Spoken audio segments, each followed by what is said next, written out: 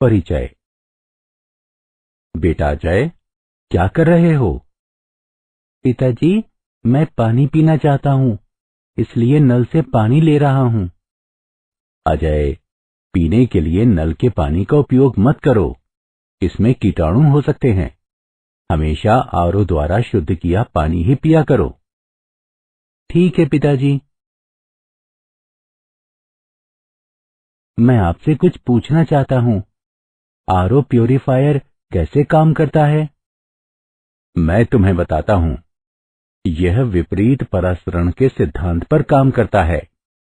नल का पानी वह विलयन होता है जिसमें लवण, धातुएं और कुछ अशुद्धियां होती हैं।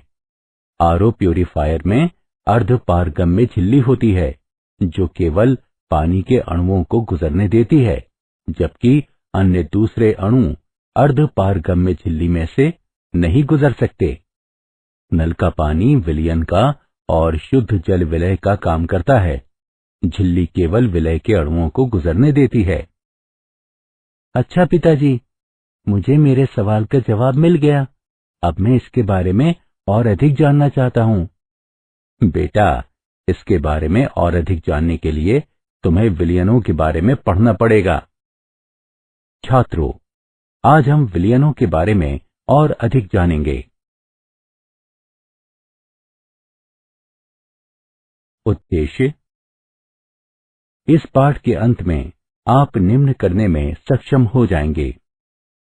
वाष्प दाब को परिभाषित करना, राउल्ट का नियम समझाना, दो अस्थिर द्रवों के विलयन के लिए राउल्ट का नियम समझाना, आदर्श और अनादर्श विलयनों में विभेद करना, धनात्मक और ऋणात्मक विचलन को समझना, अणुसंख्य गुणधर्म समझना, विसरण और विपरीत विसरण को परिभाषित करना, असामान्य मोलर द्रव्यमानों को समझना और वॉन हॉफ फैक्टर की गणना करना।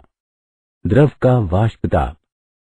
दिए गए ताप पर वाष्प द्वारा द्रव की सतह पर प्रयुक्त दाब, जो दिए गए ताप पर द्रव के साथ साम्यावस्था में हो, द्रव का वाष्प दाब कहलाता है। द्रव का वाष्प दाब द्रव की प्रकृति और तापमान पर निर्भर करता है। द्रव की प्रकृति। कम अंतर आणविक बल वाले द्रव अस्थिर होते हैं और उनका वाष्प दाब अधिक होता है। उदाहरण के लिए, डाई मेथिल ईथर का वाष्प दाब एथिल एल्कोहल से अधिक होता है। तापमान। ताप वृद्धि के साथ वाष्प दाब बढ़ता है। इसका कारण यह है कि ताप में वृद्धि के साथ द्रव के अधिक अणु वाष्प अवस्था में जा सकते हैं। ताप में अंतर के साथ वाष्प दाब में होने वाले परिवर्तन को क्लॉसियस समीकरण द्वारा बताया जाता है। यहाँ P1 और P2 क्रमशः तापमान T1 और T2 पर वाष्प दाब हैं और R सार्वत्रिक गैस नियतांक है। विलयन का वाष्प दाब। जब अवाष्पीय विलय की थोड़ी मात्रा को विलायक में मिलाकर विलयन बनाया जाता है, तब विलयन का वाष्प दाब केवल विलय के कारण होता है। इस स्थिति में विलयन का वाष्प दाब शुद्ध विलय से कम होता है। विलयन की स्थिति में द्रव सतह का कुछ भाग विलय के कणों से भरा होता है जो अवाष्पशील होते हैं। इसलिए द्रव का वाष्पीकरण कम सतह से होता है। इससे वाष्प दाब कम हो जाता है। राउल्ट का नियम। अवाष्पशील विलय वाले विलयन का वाष्प दाब विलायक के मोल अंश के समानुपाती होता है। वाष्पशील विलायक और अवाष्पशील विलय के विलयन की स्थिति में विलयन का वाष्प दाब इस प्रकार होगा। Pa बराबर K गुणा XA, जहां K समानुपाती नियतांक है। शुद्ध द्रव के लिए XA बराबर A। इस स्थिति में K शुद्ध विलायक के वाष्प दाब के बराबर हो जाता है, जिसको P0A से प्रदर्शित किया जाता है। इस तरह Pa बराबर P0A गुणा XA, जो विलयन सभी सांद्रताओं पर राउल्ट के नियम का पालन करते हैं, उनका वाष्प दाब शून्य से लेकर शुद्ध विलायक के वाष्प दाब तक रेखीय रूप से परिवर्तित होगा। दो वाष्पशील द्रवों के विलयन के लिए राउल्ट का नियम। जब दो वाष्पशील द्रवों A और B को मिलाकर एक विलयन बनाया जाता है, तब वाष्प अवस्था विलयन के दोनों घटकों के वाष्प से मिलकर बनती है। प्रत्येक घटक का आंशिक वाष्प दाब संगत घटक के मोल अंश पर निर्भर करता है। Pa बराबर Pa नॉट गुणा XA और Pb बराबर Pb नॉट गुणा XB। इस संबंध को राउल्ट का नियम कहते हैं। इसके अनुसार दो या अधिक परस्पर मिलने वाले वाष्पशील द्रवों के विलयन में दिए गए ताप पर विलयन के प्रत्येक घटक का आंशिक वाष्प दाब इसके मोल अंश के समानुपाती होता है। राउल्ट के नियम के अनुसार Pa के एक प्लॉट से XA के विरुद्ध Pa नॉट से गुजरती एक सीधी रेखा प्राप्त होनी चाहिए जब XA बराबर 1 हो। इसी प्रकार Pb के एक प्लॉट से XB के विरुद्ध Pb नॉट से गुजरती एक सीधी रेखा प्राप्त होनी चाहिए जब XB बराबर 1 हो। कुल वाष्प दाब P जो विलयन के ऊपर वाष्प द्वारा लगाया गया है, वह Pa और Pb का योग होगा। P बराबर Pa जमा Pb, XA बराबर 1 घटा XB लेने पर P बराबर Pb नॉट घटा Pa नॉट गुणा XB जमा Pa नॉट। इसी प्रकार XB बराबर 1 घटा XA लेने पर P बराबर Pa नॉट घटा Pb नॉट गुणा XA जमा Pb नॉट। क्योंकि Pb नॉट तथा Pa नॉट दिए गए ताप पर नियतांक है, इसलिए कुल दाब P XB अथवा XA का रेखीय फलन होगा। आदर्श विलयन।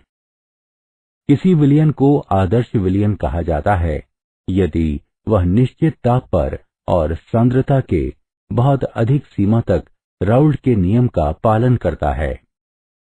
एक आदर्श विलयन के लिए P बराबर Pa जमा Pb। इसको दूसरे रूप में भी लिख सकते हैं। P बराबर Pa नॉट गुणा XA जमा Pb नॉट गुणा XB। समान प्रकृति और आकृति के द्रवों के आदर्श विलयन बनाने की संभावना अधिक होती है।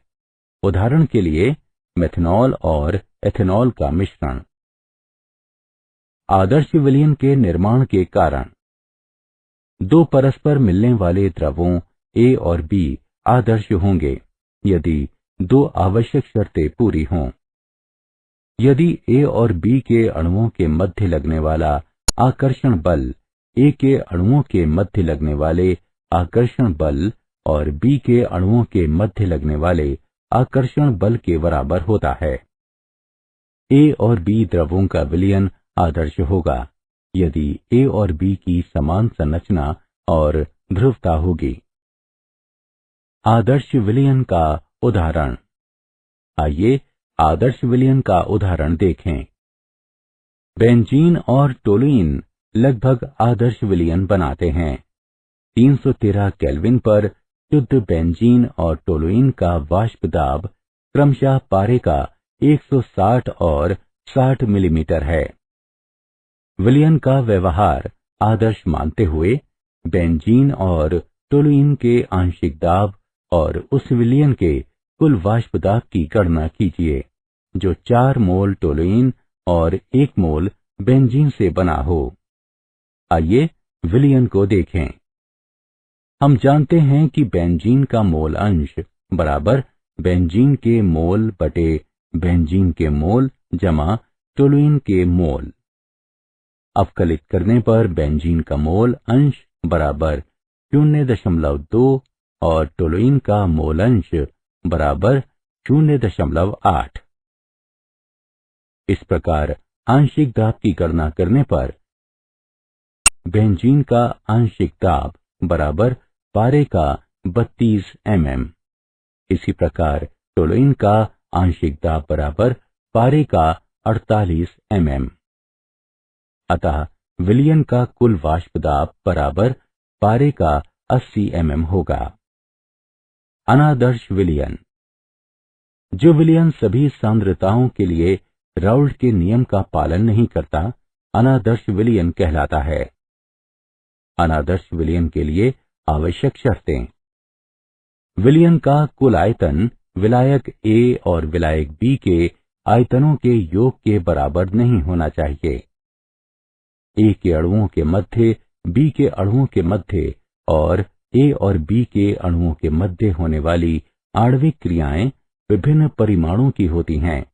इसलिए A और B को मिलाने पर एंथैल्पी में परिवर्तन शून्य नहीं होगा। राउल्ट के नियम का पालन नहीं होता है। एक अनादर्श विलयन राउल्ट के नियम से धनात्मक अथवा ऋणात्मक विचलन दिखा सकता है। धनात्मक विचलन। जब प्रत्येक घटक का आंशिक दाब और परिणामी कुल दाब राउल्ट के नियम के अनुसार अपेक्षित दाब से अधिक हो तो विचलन को धनात्मक विचलन कहते हैं। विलायक विलय के मध्य अंतर आणविक बल, विलायक विलायक और विलय विलय के अणुओं के मध्य बलों से कम होता है। इससे पता चलता है कि विलयन का वाष्प दाब अधिक होगा। ऋणात्मक विचलन।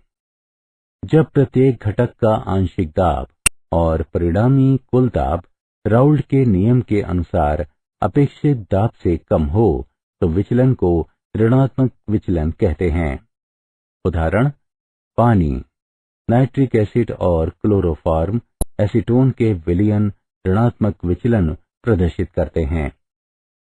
विलायक विलय के मध्य अंतर आणविक बल। विलायक विलायक और विलय विलय के अणुओं के मध्य बलों से अधिक होता है। इससे पता चलता है कि विलयन का वाष्प दाब कम होगा। मूल्यांकन। आगे बढ़ने से पहले आइए हम जानें कि आपने कितना सीखा। सही विकल्प को उठाकर उसके संगत स्थान पर रखें। अणु संख्य गुणधर्म। किसी दी गई मात्रा का विलायक में घोले गए अवाष्पशील विलय वाले तनु विलयन के वो गुण जो विलय के अणुओं की संख्या पर निर्भर करते हैं, उनकी प्रकृति पर नहीं, अणु संख्य गुणधर्म कहलाते हैं। तनु विलयनों में अणु संख्य गुणधर्म का प्रयोग घुले पदार्थों का आणविक भार ज्ञात करने के लिए होता है। विभिन्न अणु संख्य गुणधर्म हैं: वाष्प दाब में कमी होना, क्वथनांक में वृद्धि होना, हिमांक में कमी होना और परासरण दाब। वाष्प दाब में आपेक्षिक अवनमन। वाष्पशील विलायक में अवाष्पशील विलय मिलाने से विलायक के अणुओं की विलयन के सतह से पलायन के स्वभाव में कमी आती है, क्योंकि सतह का कुछ भाग अवाष्पशील विलय के अणुओं से घिर जाता है। राउल्ट के नियम के अनुसार वाष्प दाब में अपेक्षाकृत कमी विलय के मोल अनुपात के बराबर है। अतः Pa0 घटा P/Pa0 बराबर XB, जो कि NB/Na जमा NB के बराबर है। तनु विलयन के लिए Na NB से बहुत अधिक है। इसलिए हर में NB को नगण्य मानने पर हमें MB बराबर Pa0/Pa0 घटा P गुणा WB गुणा Ma/Wa। क्वथनांक का उन्नयन। क्वथनांक वह ताप है जिस पर किसी द्रव का वाष्प दाब वायुमंडलीय दाब के बराबर हो जाता है। जब अवाष्पशील विलय को वाष्पशील विलायक में मिलाया जाता है, विलायक का वाष्प दाब कम हो जाता है। इस विलयन को उबालने के लिए, इसके वाष्प दाब को बढ़ाने के लिए इसके तापमान को शुद्ध विलायक के क्वथनांक के ऊपर ले जाना चाहिए। विलयन के और शुद्ध विलायक के क्वथनांक के अंतर को क्वथनांक का उन्नयन कहते हैं। इसे डेल्टा टीबी से प्रदर्शित करते हैं। डेल्टा टीबी बराबर टीबी घटा टीबी नॉट। तनु विलयन के लिए क्वथनांक का उन्नयन विलयन के विलय की मोलल सांद्रता के समानुपाती होता है। Kb को मोलल उन्नयन स्थिरांक कहते हैं। मोलल वृद्धि स्थिरांक क्वथनांक में वह वृद्धि है जब अवाष्पशील विलय के 1 मोल को 1 किलोग्राम विलायक में घोला जाता है। हिमांक का अवनमन। हिमांक वह तापमान है जिस पर किसी पदार्थ का वाष्प दाब अपनी द्रव अवस्था में ठोस अवस्था में इसके वाष्प दाब के बराबर होता है। विलयन तब जमा होता है जब इसका वाष्प दाब शुद्ध ठोस विलायक के वाष्प दाब के बराबर हो जाता है। जब विलायक में अवाष्पशील विलय मिलाया जाता है तब इसका वाष्प दाब विलयन में कम हो जाता है। शुद्ध विलायक और विलयन के हिमांक के अंतर को हिमांक का अवनमन कहते हैं। हिमांक में कमी डेल्टा टीएफ से प्रदर्शित होती है, जो टीएफ नॉट घटा टीएफ के बराबर है। तनु विलयन के लिए हिमांक का अवनमन विलयन की मोललता के समानुपाती होता है। केएफ को मोलल अवनमन स्थिरांक कहते हैं। मोलल अवनमन स्थिरांक हिमांक में वो अवनमन है जब अवाष्पशील विलय के 1 मोल को 1 किलोग्राम के विलायक में मिलाया जाता है। परासरण। शुद्ध विलायक से विलायक का गमन अथवा तनु सांद्रता वाले विलयन से अर्ध पारगम्य झिल्ली के माध्यम से अधिक सांद्रता वाले विलयन में जाने को परासरण कहते हैं।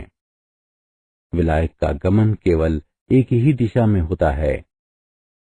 अर्ध पारगम्य झिल्ली झिल्ली जिसके द्वारा केवल विलायक के अणु निकल सकें किंतु विलय के नहीं। उदाहरण: सेलोफेन, पार्चमेंट कागज, कोशिका भित्ति।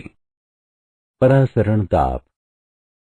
जब किसी विलयन को विलायक से एक अर्ध पारगम्य झिल्ली द्वारा अलग किया जाता है तब आधिक्य में बने द्रव स्थैतिक दाब को परासरण दाब कहते हैं। इसे पाई से निरूपित करते हैं। दिए गए ताप पर परासरण दाब विलयन की मोलरता के समानुपाती होता है। पाई बराबर CRT। समीकरण में C का मान रखने पर हमें पाई बराबर WB गुणा R गुणा T बटे MB गुणा V प्राप्त होगा। इस प्रकार MB को ज्ञात किया जा सकता है। विपरीत परासरण। यदि विलयन पर परासरण दाब से अधिक दाब लगाया जाए तो अर्ध पारगम्य झिल्ली में से शुद्ध विलय विलयन में से बाहर आने लगता है। इस प्रकार परासरण की दिशा बदल जाती है और इस प्रक्रिया का नाम विपरीत परासरण है। विपरीत परासरण परासरण का ठीक उल्टा है। जब अतिरिक्त बाह्य दाब लगाया जाता है, विपरीत परासरण का प्रयोग समुद्र से शुद्ध पानी प्राप्त करने के लिए किया जाता है। असामान्य मोलर द्रव्यमान। संयोजन। अणुओं के संयोजन से विलयन में अणुओं की संख्या कम होती है, लिहाजा अणु संख्य गुणधर्म में कमी हो जाती है। अणु संख्य गुणधर्म आणविक द्रव्यमान के व्युत्क्रमानुपाती होते हैं, इसलिए सामान्य की जगह आणविक द्रव्यमान की बड़ी मात्रा प्राप्त होती है। वियोजन। वियोजन के कारण विलयन में विलय के कणों की संख्या बढ़ जाती है, जिससे अणु संख्य गुणधर्म में बढ़ोतरी होती है। अणु संख्य गुणधर्म आणविक द्रव्यमान के व्युत्क्रमानुपाती होते हैं, इसलिए सामान्य की अपेक्षा अणु संघ के गुणधर्म की कम मात्रा प्राप्त होती है। Want half factor.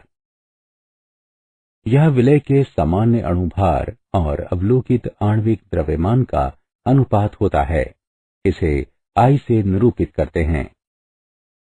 I बराबर सामान्य अणुभार बटे अवलोकित आणविक द्रव्यमान, अथवा I बराबर अवलोकित अणु संघ के गुणधर्म की संख्या बटे अणु संघ के गुणधर्म की कलित संख्या। वॉन्ट हाफ फैक्टर विलयन में विलय के अणुओं के संयोजन अथवा वियोजन की सीमा को प्रकट करता है। संयोजन की स्थिति में I छोटा होता है 1 से। वियोजन की स्थिति में I बड़ा होता है 1 से। ना संयोजन और न ही वियोजन में I बराबर होता है 1 के। क्या आप जानते हैं, संतृप्त विलयन को गर्म करने पर द्रव फैलता है, जिससे और अधिक विलय घुल जाता है। संतृप्त विलयन को ठंडा करने या वाष्पित करने पर विलय के लिए कम जगह बचती है, इसलिए विलय अवक्षेपित होता है। अवक्षेपित विलय के अणु आपस में मिलकर ठोस क्रिस्टल बनाते हैं। परासरण शरीर क्रियाओं के लिए बहुत महत्वपूर्ण है, जिसमें गुर्दों और नसों की क्रियाविधि शामिल होती है। सारांश।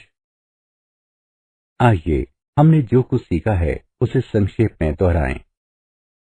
दिए गए ताप पर वाष्प द्वारा द्रव की सतह पर प्रयुक्त दाब, जो कि दिए गए ताप पर द्रव के साथ साम्य अवस्था में हो, द्रव का वाष्प दाब कहलाता है। जब विलायक के साथ में थोड़ी मात्रा में अवाष्पशील विलय मिलाकर विलयन बनाया जाता है, तब विलयन का वाष्प दाब घट जाता है। अवाष्पशील विलय वाले विलयन में वाष्प दाब विलायक के मोल अनुपात के समानुपाती होता है। दो परस्पर मिलने वाले वाष्पशील द्रवों के विलयन में विलयन के प्रत्येक घटक का आंशिक वाष्प दाब इसके मोल अनुपात के समानुपाती होता है। समान प्रकृति और आकृति के द्रवों के आदर्श विलयन बनाने की संभावना अधिक होती है। क्वथनांक वह ताप है जिस पर किसी द्रव का वाष्प दाब वायुमंडलीय ताप के बराबर हो जाता है। जब किसी विलयन को विलायक से एक अर्ध पारगम्य झिल्ली द्वारा अलग किया जाता है, तब आधिक्य में बने द्रव स्थैतिक दाब को परासरण दाब कहते हैं।